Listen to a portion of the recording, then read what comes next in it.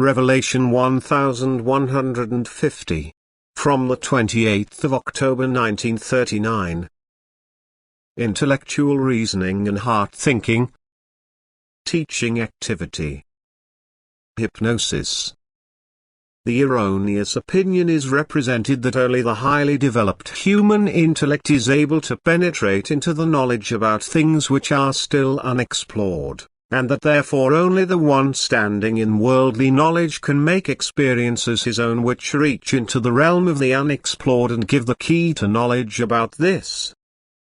Man should certainly use his reason. He should also consider and examine everything and not thoughtlessly accept everything as truth, what is presented to him. But relying only on the world's intellect is more foolish than to accept something unchecked, which a believing man imparts to him. Faith in God is a greater guarantee of the truth of a teaching than the most accomplished training by worldly teachers. In order to reach the truth, faith in God is indispensable.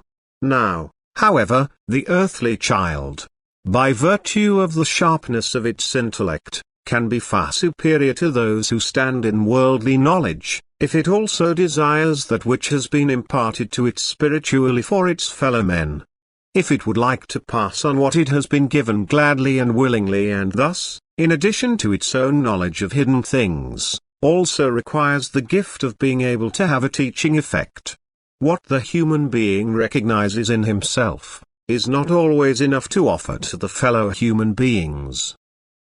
A thought can illuminate the earthly child in a flash, it can be received and willingly accepted, but for reproduction, the received thought is often not sufficient, because the mind must first take up and process what the heart has received.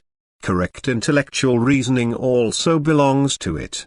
The divine truth can be offered to all, but the fact that this is to be passed on, requires, apart from the receptivity of the heart, also well-developed intellectual thinking. The gift to teach must likewise be imparted to the earthly child, and for this he must also request strength, if it wants to correspond to the divine will and to be active in teaching. For here again, the free will is decisive. To put an earth being into the forced state to teach in certain times, does not correspond to the divine will. It would again be too obvious a work of God towards people that could curtail freedom of belief.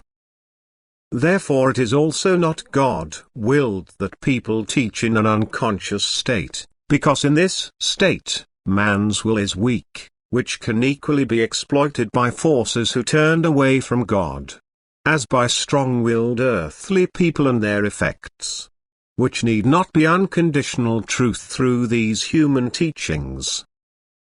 To make use of a weak-willed person in order to be able to express himself through him, does not correspond to the will of God. On the other hand, an earthly child devoted to him in full will, is fully able to carry out the divine will, because God himself can work through him. He gives him utmost strength and fullest understanding. However, he must also ask for these and thus express the full will to be active for God. Nothing is impracticable, what such an earthly child undertakes, if everything is about the transmission of the divine truth.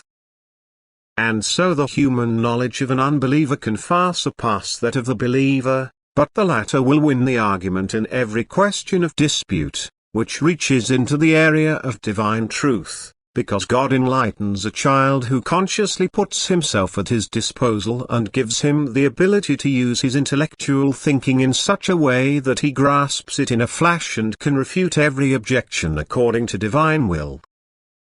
And so even the wisest worldly wise man remains far behind the knowledge of such an instrument of God, if he would like to produce a proof without any faith in God about deep problems, which reach over into spiritual domain.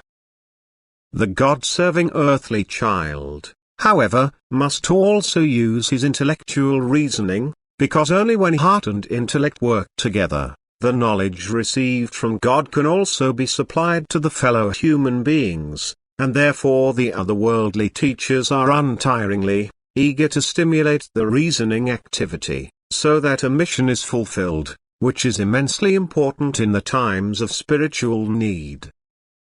Amen.